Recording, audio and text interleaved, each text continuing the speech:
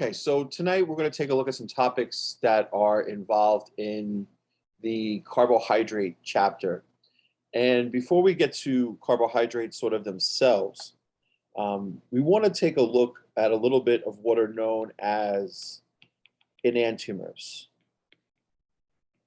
All right, so we've dealt with some issues of what is known as stereochemistry. You know, when you talk about things in the world of stereochemistry, you talk about compounds, or if you, in essence, if you talk about stereoisomers in general. You have compounds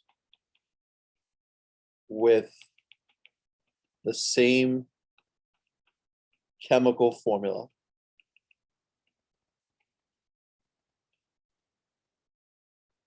and the same connectivity, but differ in their three-dimensional arrangements in space.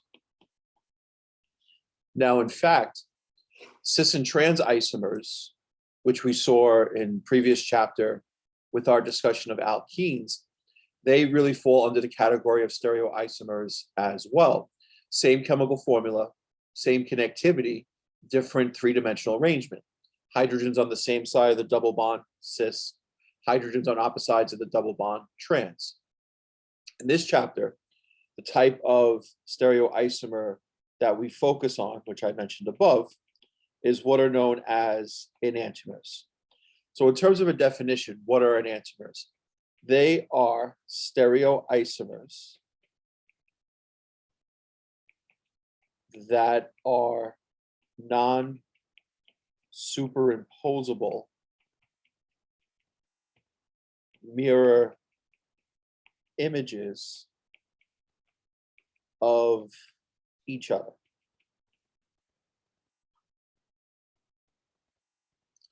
So the classic example in a practical sense of enantiomers are your hands. Your left hand, and I know you're going to probably see this in the opposite way, but your hands are enantiomers of each other. Your left hand and your right hand have the same chemical formula. They have the same connectivity. If you were to hold up your left hand or your right hand to the mirror or glass, what would you see? You would see your other hand. So they're mirror images of each other. Now, what essentially does superimpose mean? Superimpose means that if I essentially lay one hand flat and you close your eyes and I switch it with my other hand, you should not be able to tell that I switched hands because everything should look exactly the same. So at best, in terms of superimposing, this would be as close to we can get. And if you notice, all my fingers don't line up. Some people might say, well, isn't this superimposing? No, because one palm is down and the other palm is up. This is as close as it gets to superimposing. And if you notice, my fingers don't all line up. So they are mirror images that are non-superimposable. They are enantiomers of each other. And as you saw in the chapter, and as we'll discuss, the majority of the carbohydrates that you come across, especially the monosaccharides, exist as enantiomers. Now,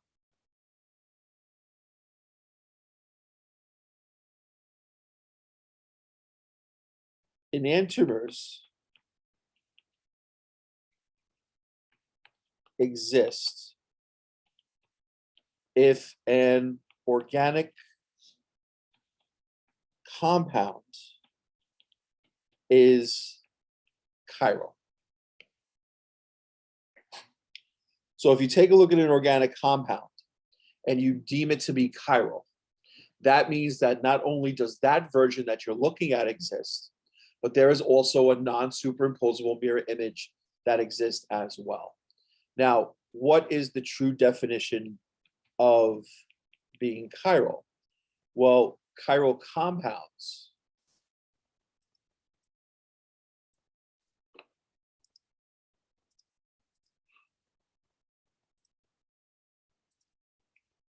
chiral compounds do not have a plane of symmetry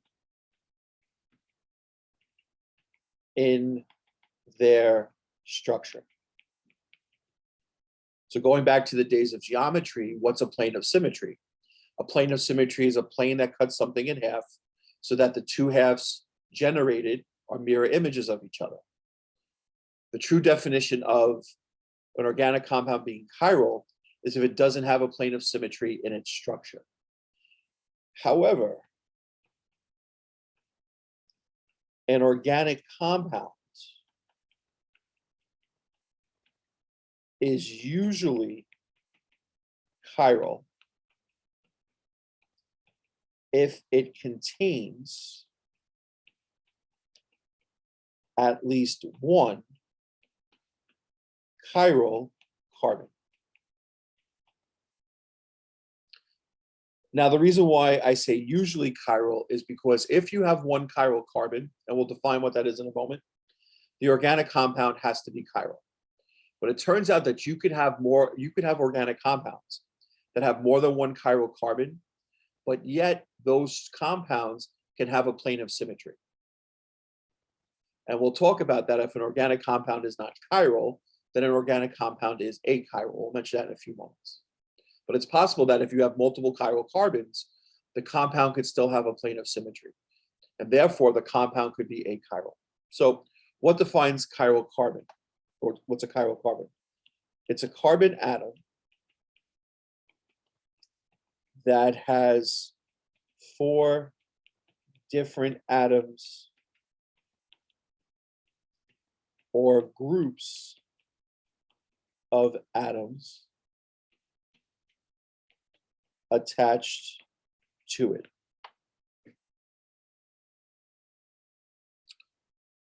If you have that in your structure, then that carbon is chiral.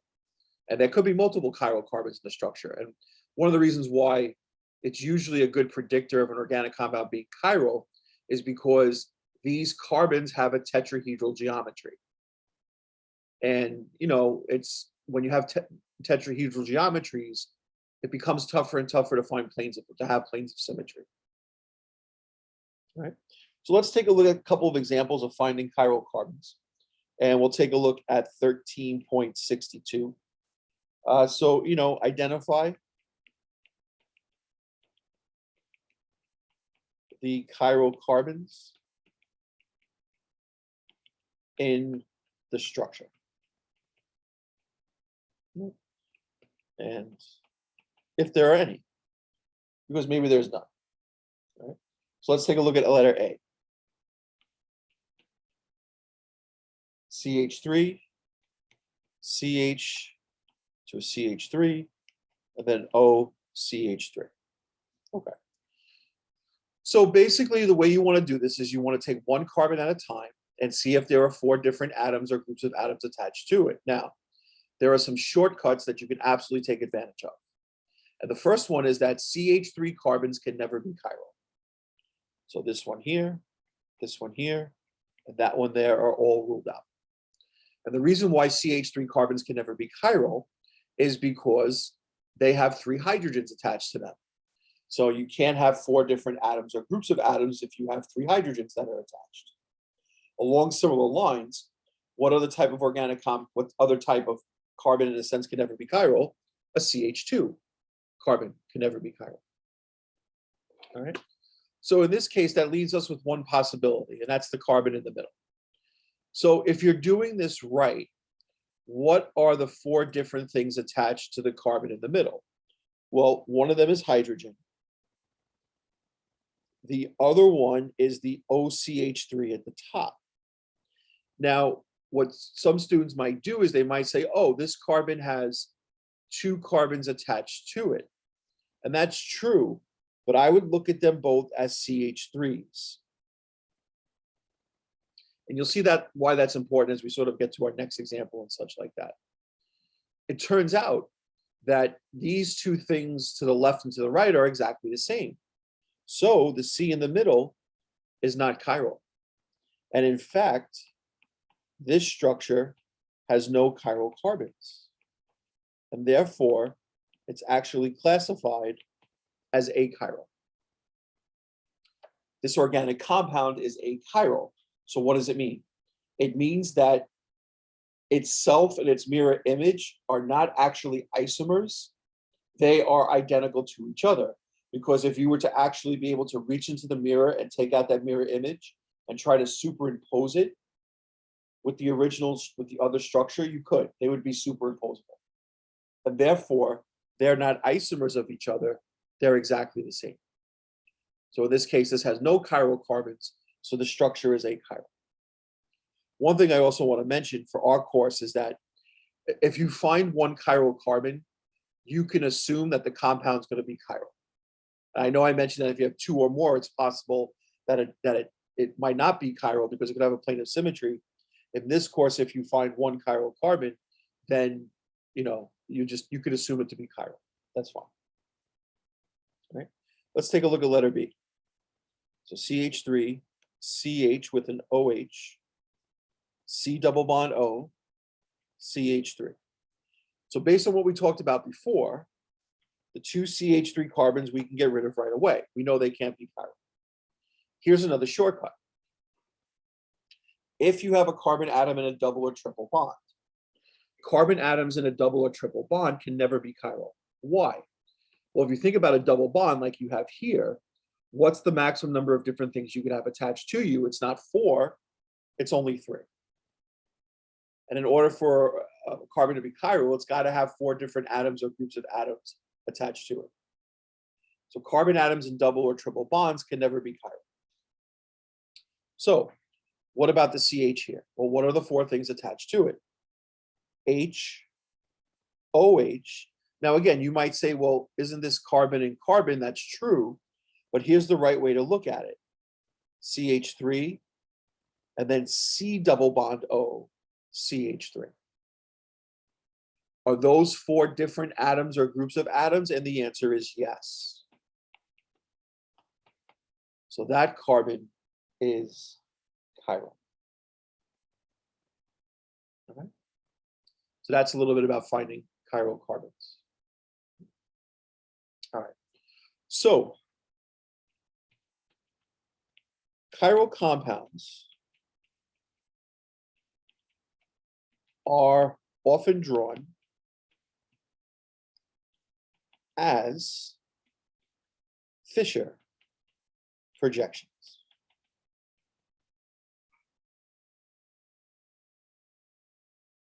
All right. So in a Fischer projection, the carbon chain is written vertically, usually with the most highly oxidized group towards the top. And when we say the most highly oxidized group, what essentially does that represent? That essentially represents the group having the most carbon to oxygen bonds. Right. And the bonds to a chiral carbon, or the chiral carbons, are drawn as intersecting lines. Right. So for example, if you had the following structure,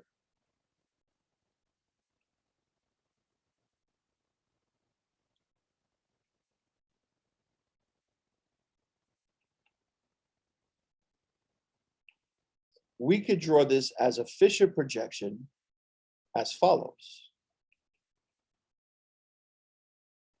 So this would be carbon 1, this would be carbon 2, this would be carbon 3. So 1, 2, and then 3. And if you notice, carbon number 2 is chiral because the 4 things attached to it are H, OH, C double bond O with the H, and CH2OH. So that's definitely a chiral carbon. The way we fill this in also sort of explains why we have isomerism, because the variable here is, all right, in terms of a definition for a Fischer projection, the carbon chain has to be written vertically with the most highly oxidized group towards the top. So in this case, you'd have 1, 2, 3. But then the 2 other things attached to carbon number 2 are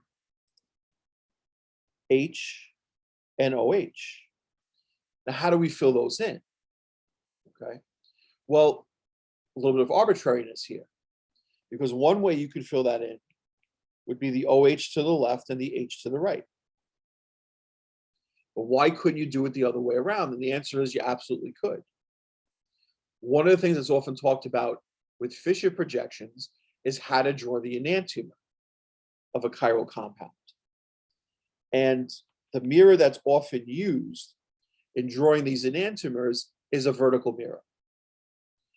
When you apply a vertical mirror to a Fischer projection, everything that's vertical stays exactly as is. So 1 stays as it is, 2 stays as it is, and 3 stays as it is, as where it is, sorry. But now the OH, which was on the left of carbon 2, ends up on the right, and the hydrogen that was on the right of carbon 2 ends up on the left. And what would be the relationship between these two structures? They would absolutely be enantiomers of each other. Now, in theory, you could also use a horizontal mirror. And if you use a horizontal mirror, then the horizontal groups stay the same and the vertical groups switch. The issue with that is that that sort of goes against the definition of a Fischer projection, where you want to have the most highly oxidized group towards the top. What that would most likely do is place the most highly oxidized group towards the bottom. And really, in the world of carbohydrates, monosaccharides, and you're drawing them as Fischer projections, it's the vertical mirror that's used. All right. So, with that said,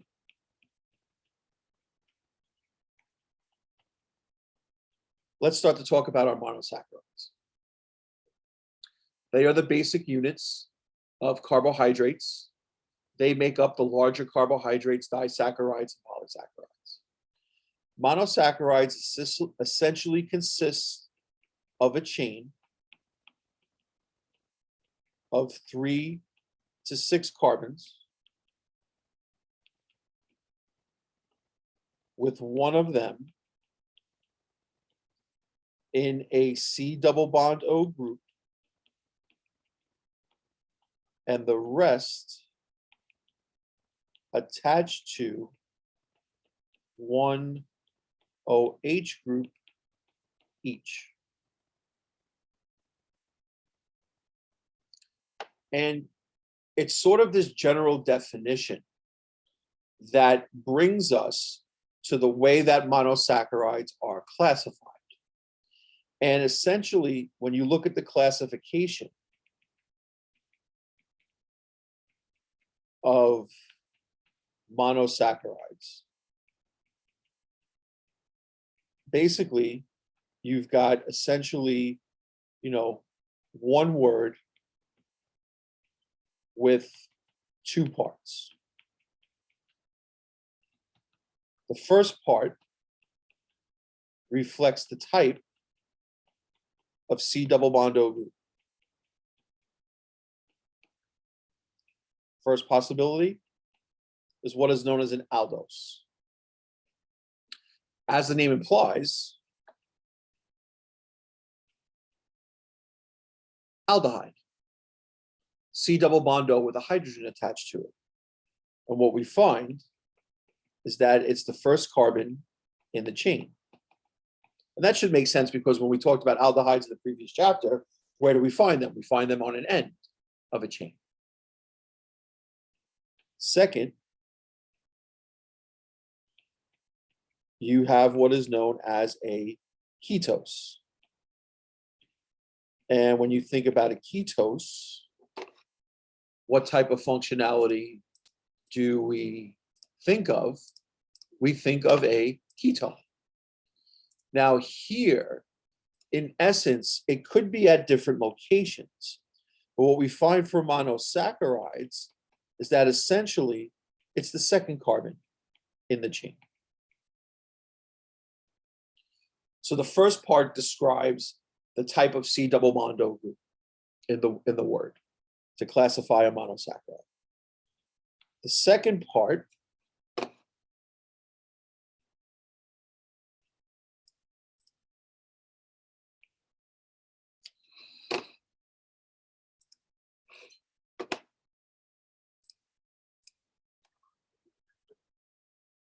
So the second part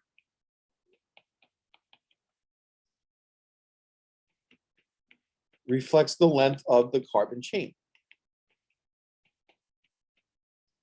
And we come up with the words triose, tetrose, pentose, and hexose. Triose, of course, 3 carbons. Tetros, 4 carbons. Pentose, 5 carbons.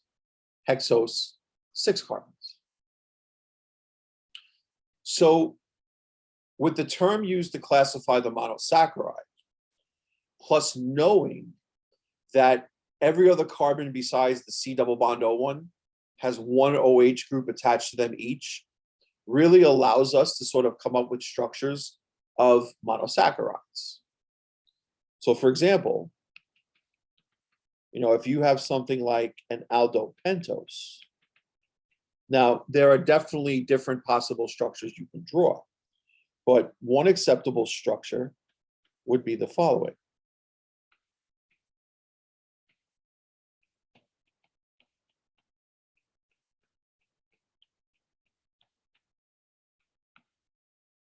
And of course, I probably drew too many carbons.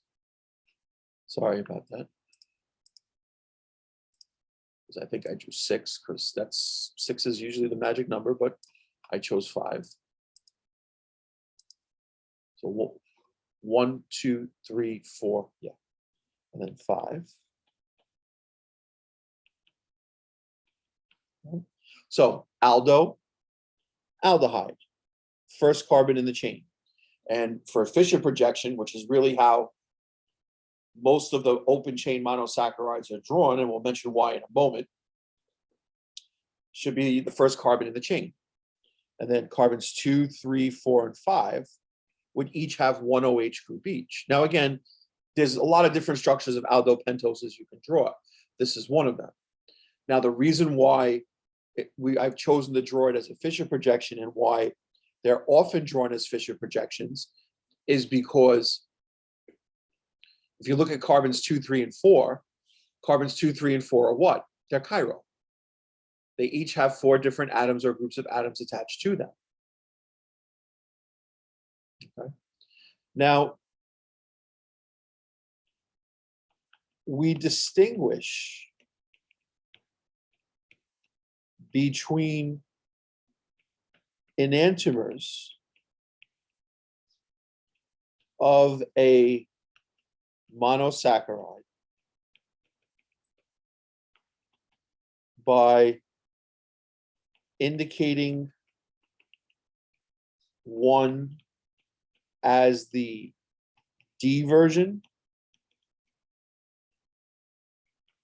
and the other as the L version. Because in essence, they're going to have exactly the same name.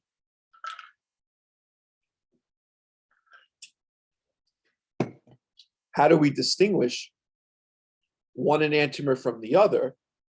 With alkenes, how do we distinguish cis and trans? We use cis and trans in the name. For monosaccharides, when you're looking at the 2 enantiomers of a monosaccharide, one is the D version, the other is the L version. For the D version, the OH on the last chiral carbon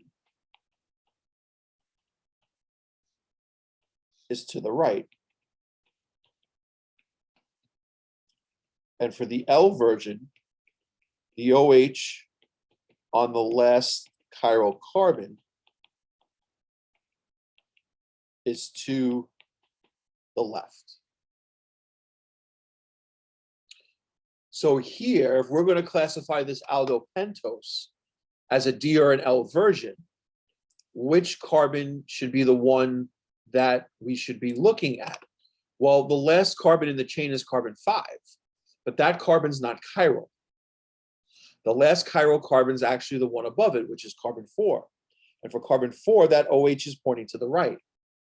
So what version, or whatever this aldopentose is, what version are we looking at here? We're looking at a D version.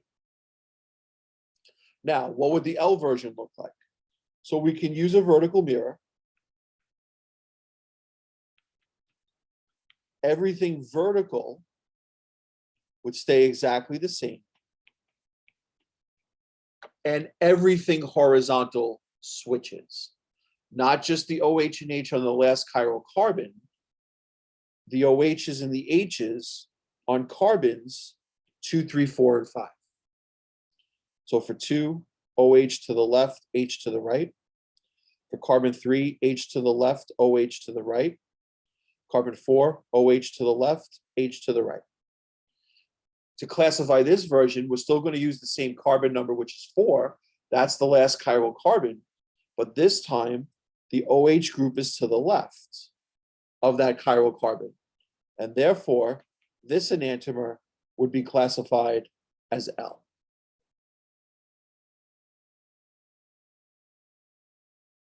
Okay.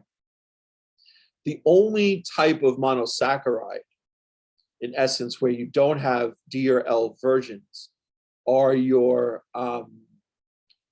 ketotriose. Because for your ketotriose, there's no chiral carbons associated with it. But for the most part, and there's some exceptions to this, but for most of the other monosaccharides that you come across, and especially dealing with the aldohexoses, glucose, galactose, mannose, the aldohexoses, they are really the big group of monosaccharides that you come across. They're probably the most important. And the hexoses in general are probably the most important that you come across. Okay. All right. Yeah, so just to show you, if we had an example to classify the following monosaccharide, and is it a D or L enantiomer? What if we had the following structure?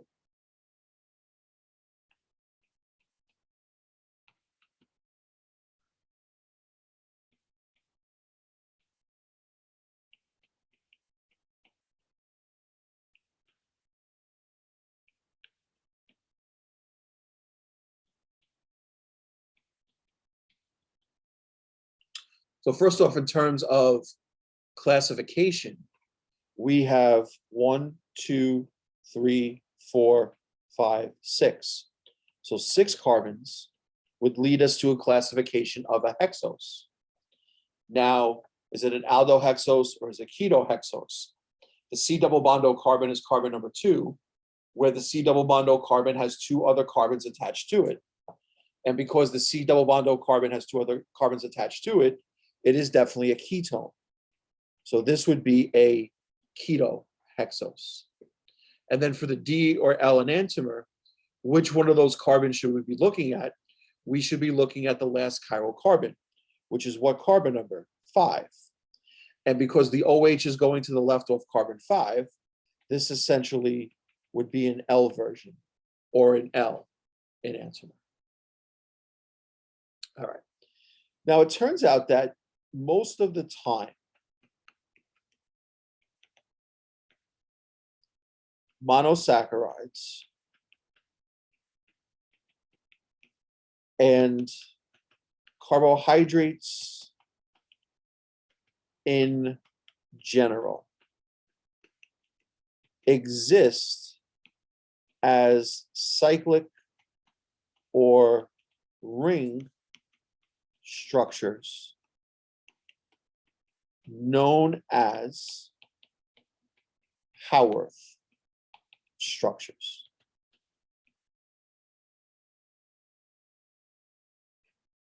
Because it turns out that if you have an aldehyde or a ketone and an alcohol functionality in the same compound, they can react where the oxygen of the alcohol can form a bond to the C double bond O carbon to form a ring.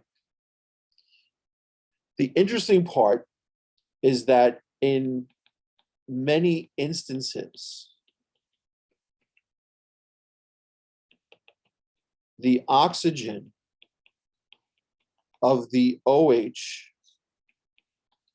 on the last chiral carbon reacts with the C double bond O carbon to form a ring. And which OH is that? That OH is the same OH that we use to determine D or L. And what the textbook really focuses on, for the most part, is taking the D versions and converting them, and we're talking about monosaccharides here, taking the D version and converting them into Haworth structures. And the reason why is because the D versions are the ones that are of the monosaccharides are the ones that are most commonly found in nature. One of the interesting things about carbons in a ring is that you have a similar idea to what we talked about when we had our discussion of alkenes, where we talked about how the carbons in a double bond are planar or flat, and then you'd have one bond above the plane of the double bond, which we call top side, and one bond below the plane of the double bond, which we call bottom side. If you have carbon atoms in a ring, one of the properties that rings have, in a sense, it's not really an actual property, but one of the reasons why we think of rings in a sense as being planar is essentially because of the fact that for each of the carbons of a ring, and again, when these carbons have all single bonds, besides the bonds to the other ring carbons, the carbons would have one bond above the plane of the ring and one bond below the plane of the ring. So if you look at the way we sketched it out here, which is similar to a lot of the Haworth structures that you saw in the chapter, these bonds here going up for each of the carbons, they would be, quote unquote, going to the top side. And then the ones going downwards off of each of the carbons, like you see here and here, they would essentially be going to the bottom side. And the other thing similar to alkenes is just like you can't rotate around the carbons of a double bond, you also can't rotate around the carbons of a ring. So, for monosaccharides, when the open chain closes to a Haworth structure, two possible structures exist, which are called anomers. Okay. What's the difference? When the open chain monosaccharide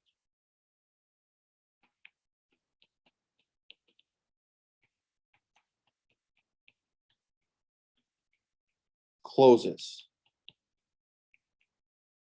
one of the big things that happens is that the C double bond O group no longer exists. Because as we saw in the other slide, in many instances, the oxygen of the OH on the last chiral carbon reacts with the C double bond O carbon to form a ring. You can't keep the carbon to oxygen double bond because then that carbon would have too many bonds.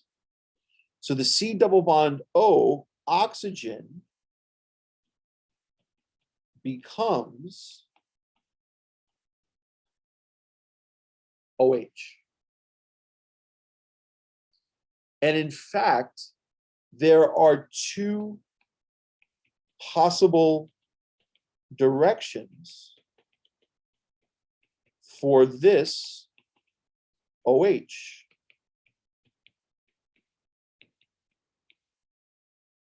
Either up or down. And based on what we just talked about, if it ends up going up, you can't hold an adjacent carbon still and try to rotate it so that the OH ends up going down. Can't happen. But if you go back to the picture here, and the carbon we're going to focus on is this carbon right here. Whether the OH ends up going up or down, can't rotate to the other side. And there are two possibilities for where that OH could go. So the two structures that you get for monosaccharides, when they close, the two possible structures, they are anomers of each other. Everything is exactly the same except for what is known as the anomeric carbon. So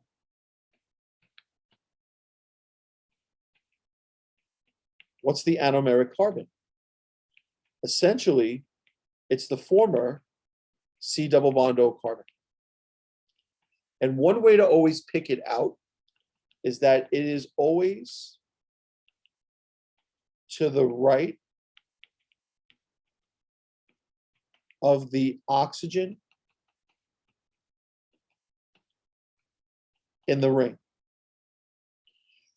In the chapter, you essentially saw two different ring sizes. You saw a 6-atom ring and you saw a 5-atom ring. For the 6-atom ring, the anomeric carbon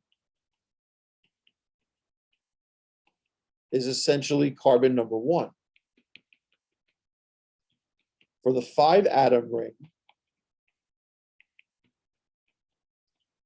the anomeric carbon is essentially carbon number 2. But if you look at the two structures, for the 6-atom ring, carbon number 1 is to the right of the oxygen in the ring. And for the 5-atom ring, carbon number 2 is to the right of the oxygen in the ring. So when the OH on the anomeric carbon is going down, like you have here, this would be known as the alpha anomer. And when the OH on the anomeric carbon is going up, that anomer is known as the beta anomer, often abbreviated by the Greek letters alpha and beta.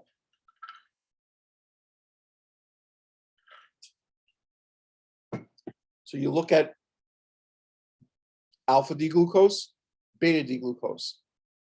Everything's the same, except for where? The anomeric carbon. For alpha D-glucose, the OH is going down. For beta D-glucose, the OH is going up. Look at fructose, where you'd have the 5-atom ring. What's the only difference? The only difference is on the anomeric carbon. The OH in alpha D-glucose is alpha D-fructose is going down. The OH on the anomeric carbon for beta D-fructose is going up. But when you're looking at alpha and beta versions of the same monosaccharide, that's the only difference. Right? Now, for your disaccharides, they may or may not form anomers upon forming a ring.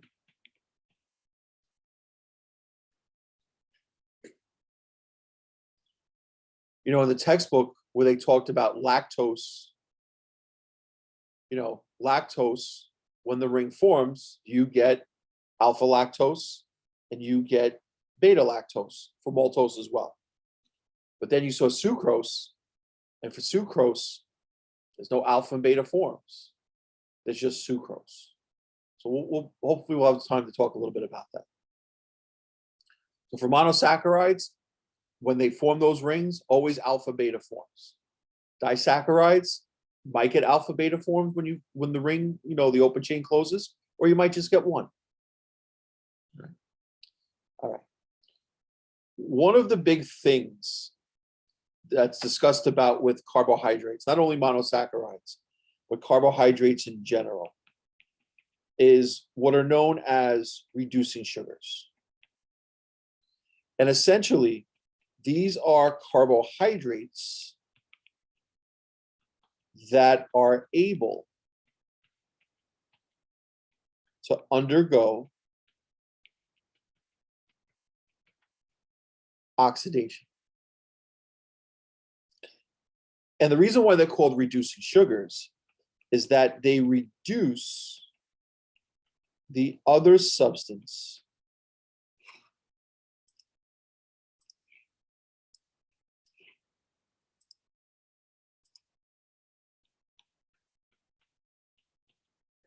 they are reacting with. The textbook talked about what is known as Benedict's reagent. Benedict's reagent essentially contains copper in a form that gives it a blue color. If you take a carbohydrate and react it with Benedict's reagent, and the carbohydrate undergoes oxidation, you don't see the change in the carbohydrate, you actually see the change in the copper of the Benedict's reagent. It goes from a form where it's blue to now a form where it's red-orange, mostly reddish. But sometimes it might look oranges as well, but usually reddish. The key thing to keep in mind is that even though we call the carbohydrate a reducing sugar, the carbohydrate is actually not undergoing reduction. The carbohydrate is actually undergoing oxidation. And essentially what happens is that the aldehyde group gets converted into a carboxylic acid. We saw that a little bit in chapter 12. When aldehydes undergo oxidation, they undergo oxidation to carboxylic acids. Now, the interesting thing about monosaccharides is that all monosaccharides are reducing sugars, including fructose. And the reason why fructose is surprising is because fructose is not an aldohexose, fructose is a keto hexose. So it's got a ketone group. And as we talked about in chapter 12, if you have a ketone with oxidation, what most likely would your response be? Most likely your response would be no reaction. It turns out that what happens is that in the open chain form, in the process of reacting it with something like Benedict's reagent, the fructose can undergo a structural rearrangement. The interesting part is that in the cyclic form, we could actually predict that fructose would be a reducing sugar. And in fact, we can predict from Haworth structures whether the carbohydrate is a reducing sugar.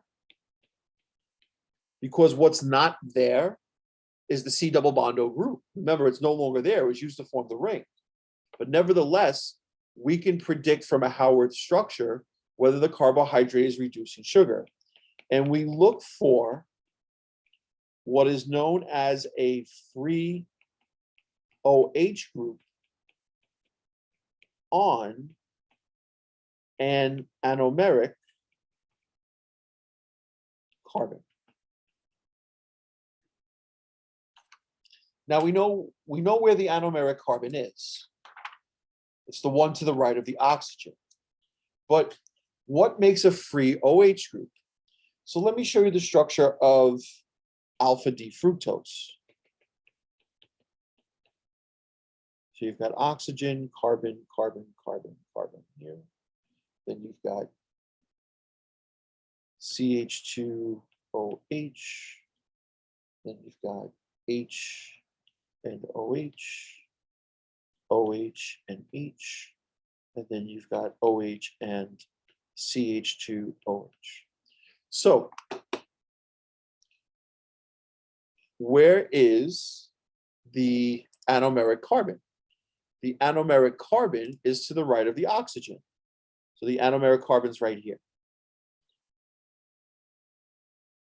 What does a free OH look like? Well,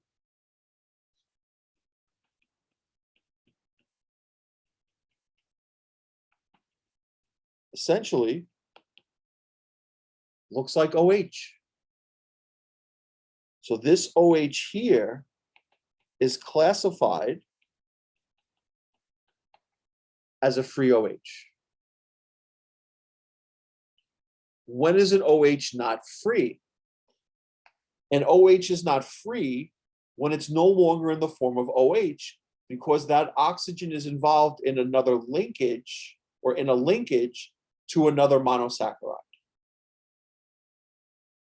And therefore, it's no longer in the form of an alcohol. What's the functional group that you get when monosaccharides link together? You get ether functional groups, COC. That oxygen now is not in an alcohol form. That oxygen is in an ether form. But if you have a free OH, whether it's a monosaccharide, a disaccharide, if you have one of those, you can tell if your carbohydrate is a reducing sugar. Fructose has one of those. There it is. I know it's a reducing sugar. All right. And because most of the time carbohydrates are drawn as these Howard structures, you want to be able to look at one and tell whether you have a reducing sugar or not. All right. So let's take a little bit of a look at disaccharides. Okay. So we know for disaccharides that we have two monosaccharides linked together. Okay. And essentially, as I mentioned, the type of functional group that you get is an ether functional group. Now, the linkages, which are known as glycoside bonds, are named by giving the carbon numbers involved and alpha and or beta if the linkage involves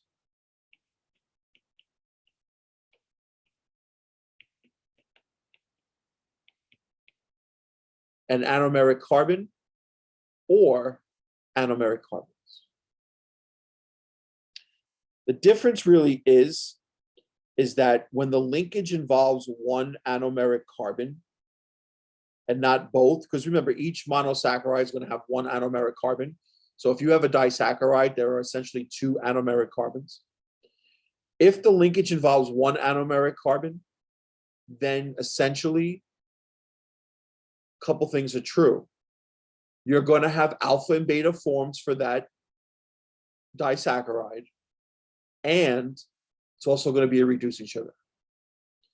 But on the other hand, if the linkage involves both anomeric carbons, then essentially you are only going to have one form when the ring forms from the open chain structure, and the disaccharide is not going to be a reducing sugar. Okay. So what were some of the linkages that we came across? Alpha 1,4. Where carbon 1 for the first monosaccharide was an anomeric carbon, and the linkage was going in what direction off of that? It was going downward. And then it was connected to oxygen, and then the oxygen was connected to carbon 4 of the next monosaccharide. One thing to keep in mind in terms of numbering, if you have a 6-atom ring, 1, 2, 3, 4, 5, and 6. But if you have a 5-atom ring, and I really drew that poorly, so let's try that again.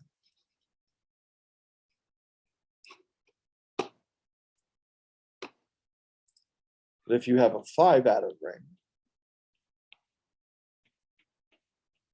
then the carbons are numbered 1, 2, 3, 4, 5, and 6, right? Anomeric carbon for the 6-atom ring is 1. Anomeric carbon for the 5-atom ring is 2. So alpha 1, 4. Carbon 1 is an anomeric carbon. The linkage is going down. And then it heads to carbon 4 of the other one. Sort of looks like the upside down V. Beta 1, 4. Now for the first monosaccharide, the linkage is still going off of carbon 1, but now it's heading up. And then it's connected to carbon number 4 of the next monosaccharide. So it's going to look something like the following. Also, we have an alpha beta 1, 2. Now here, this linkage is involving 2 anomeric carbons, both anomeric carbons. Off of carbon 1 of the first monosaccharide, it's going to be going down. Off of carbon 2 of the second monosaccharide, it's going to be going up. So it sort of looks horizontal in a sense. So you'd have carbons here, and carbons here. So also you come across, I think the textbook talks a little bit about an alpha 1, 6. I think they talk about that more in the polysaccharides and such like that. I think I saw an alpha 1, 6 discussed. Yeah, when it talks about glycogen. But really the main ones are your alpha 1, 4, beta 1, alpha 1, 4s, beta 1, 4s, and alpha beta 1, 2s.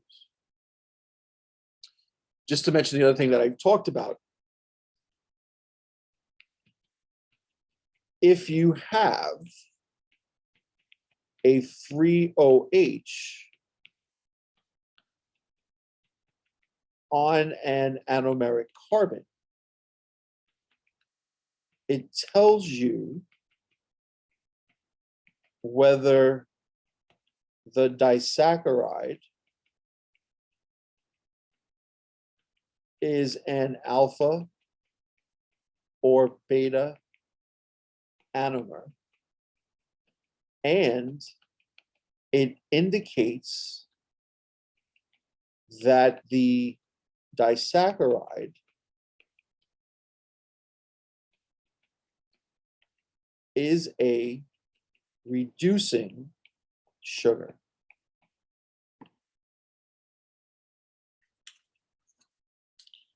So let's see if we can find you an example.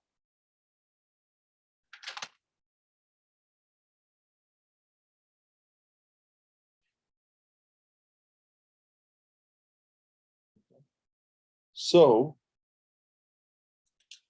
interesting one. Name the linkage. Oh, this is a good one. So let's take a look at 1356. Interesting one. So we have a disaccharide that looks like the following.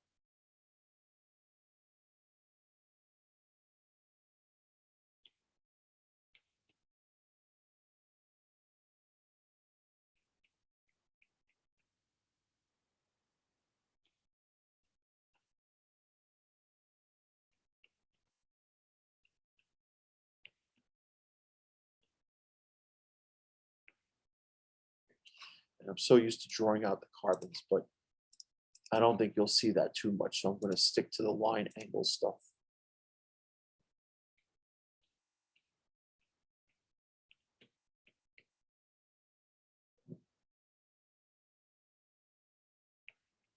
And of course, I drew in the rest of the carbons. All right, let's fix that up.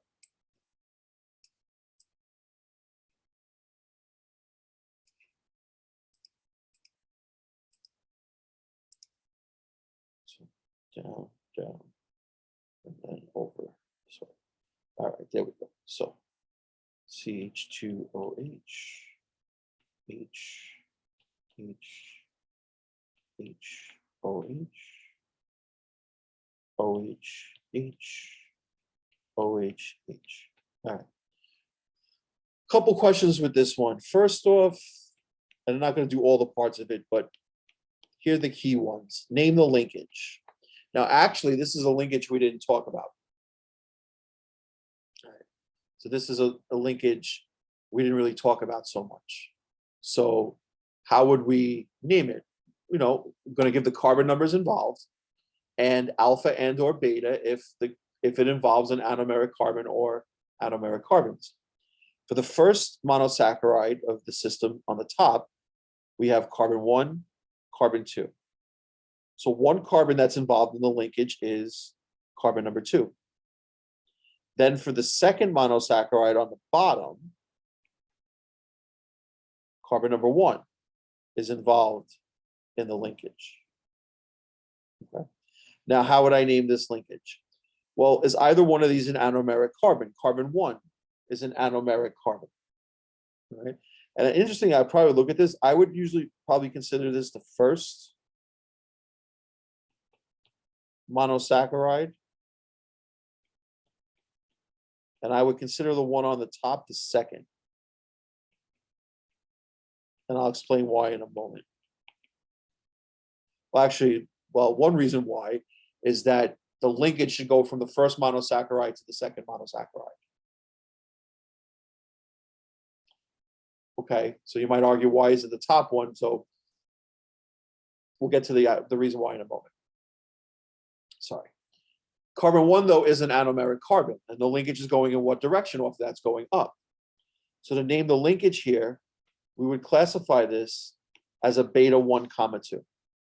We're not going to give the direction off of carbon 2, because for carbon 2 of the second monosaccharide, it's not